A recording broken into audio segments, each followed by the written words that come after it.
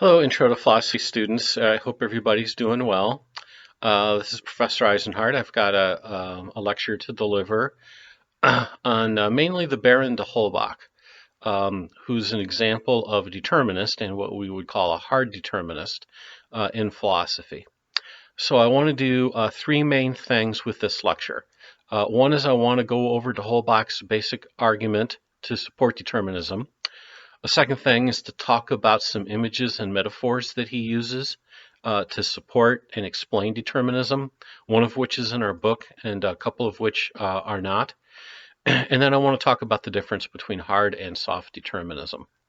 So to start with, de Holbach was a really thoroughgoing determinist, no question about it, and we would categorize him as a hard determinist. He thinks that all human behaviors are caused, everything, from what you think, how you react emotionally, to your behavior, all the choices in your life, right? Really thoroughgoing determinist. And he's what we call a hard determinist because he thinks that means that it doesn't make sense to hold people morally accountable or responsible for their behaviors because they couldn't have done anything else. They couldn't have made any other choices.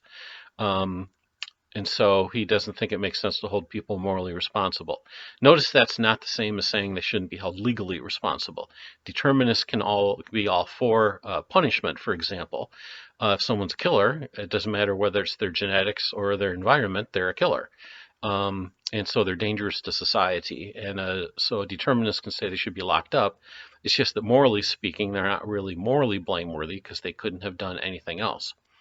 Anyway, so de Holbach's argument can be found on page 247. It's taken from his book, The System of Nature, where he sees all of nature, all of the universe, as being one big system. It's comprised of smaller systems, things like galaxies, like our own Milky Way galaxy would be a system. Our solar system is a system within our galaxy. The Earth is a system which itself contains systems, ecosystems, biosystems, which in turn is made up of animals and plants and human beings. They're all systems into themselves. The human body can be viewed as a system. You think about the nervous system, the various other systems within our body, our bones, our skeleton, our blood system, right? And you could break it down further than that, down to the level of molecules and so on. So everything is just one big system. And so the title of his book, The System of Nature. So on page 247, probably 6 or 7 lines down from the top of the page, he points out that he thinks human beings are ultimately purely physical beings. And as such, we are connected to a universal nature. So I think what de Holbach is saying is we're not really different than anything else. And everything else we look at, planets and asteroids, oak trees and rivers, none of these things have free will. As far as we know, nothing else in the universe has free will at all. So why should we think that we do? We're just as much a part of nature. We're just as much a part of the physical universe as everything else is. So we are connected to this sort of universal nature where everything is physical. And the next premise of his argument is that all of nature has laws. We think about the laws of physics, laws of chemistry, that govern how these things interact with each other. Well, if all of nature works by cause and effect, and we're just as much a part of nature as everything else is, then he would draw his conclusion that human beings ultimately are just as much determined, and our behaviors are necessary, to use his word, as is the behavior of anything else in the universe.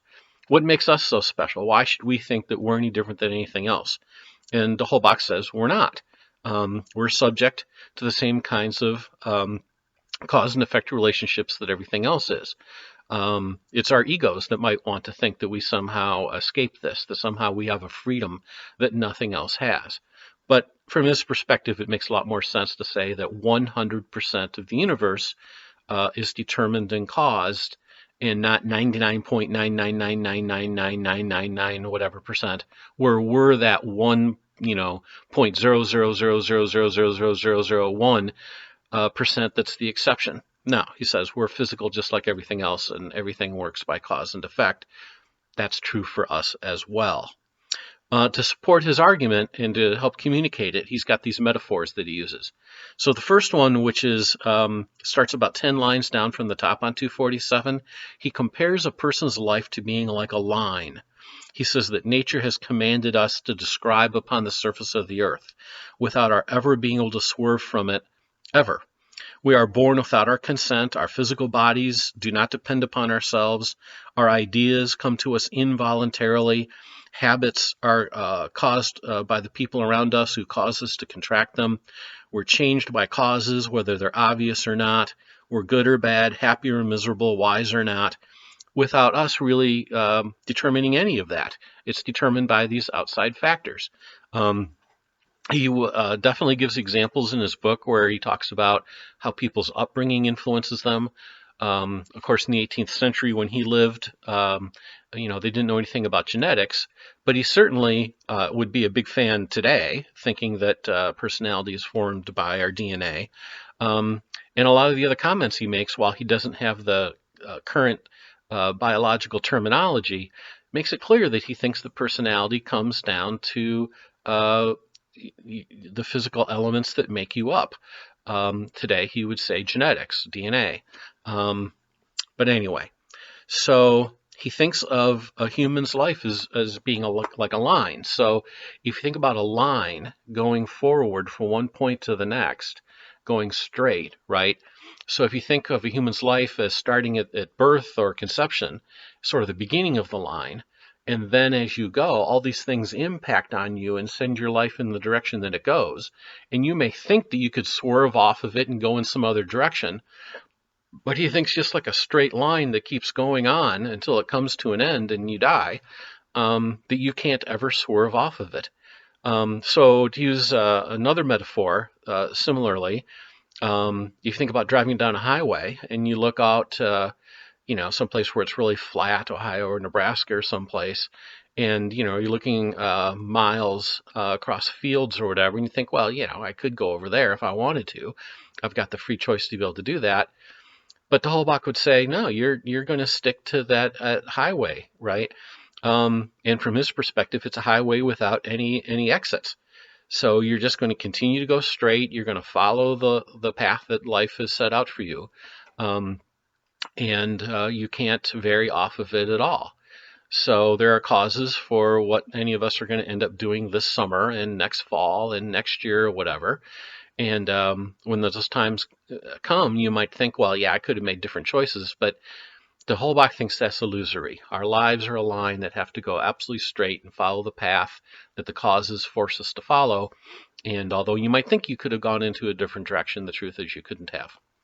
So a second metaphor that he uses that's not in our book is he compares a person's life to being like a river, a swimmer caught in a river, I should say. So if you interviewed a swimmer who's caught in a raging river, what determines the path that you take down the river, they might say, well, it's me. I'm the one who is swimming. I use my arms. I kick my legs. I decide to swim over here. I decide to swim over there.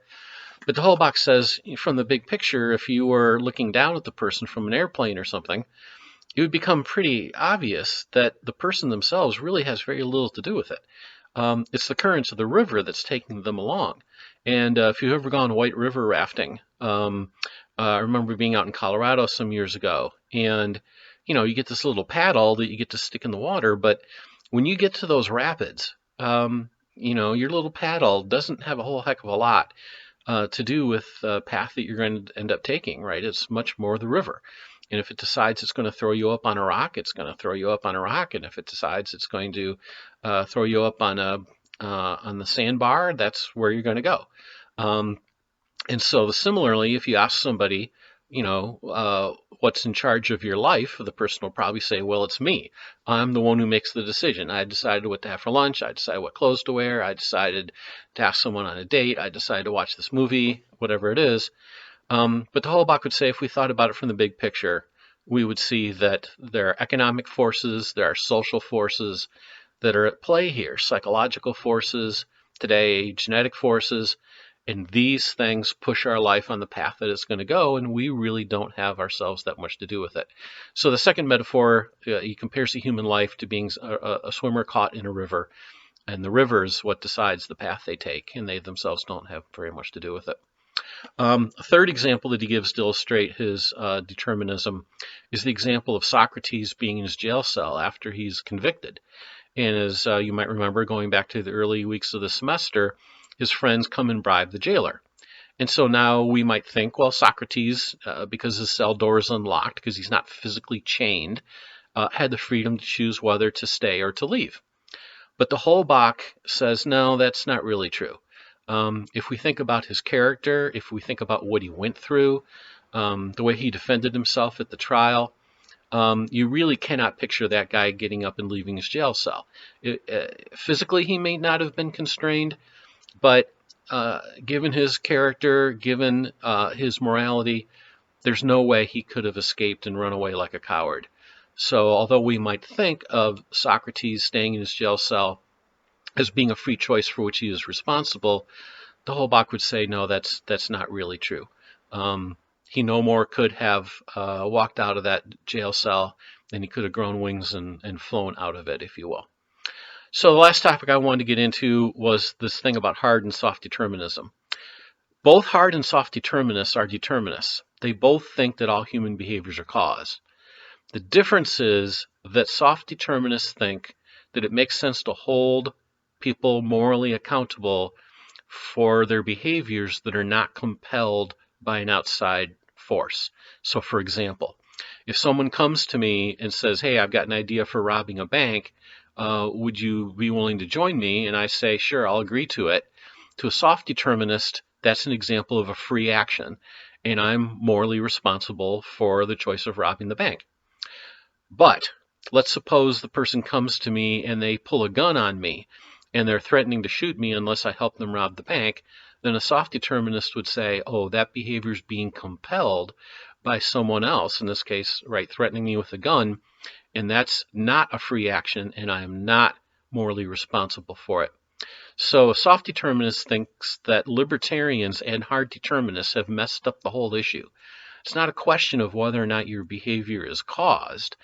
That's the wrong way of thinking about it. Was it being compelled by something outside of yourself?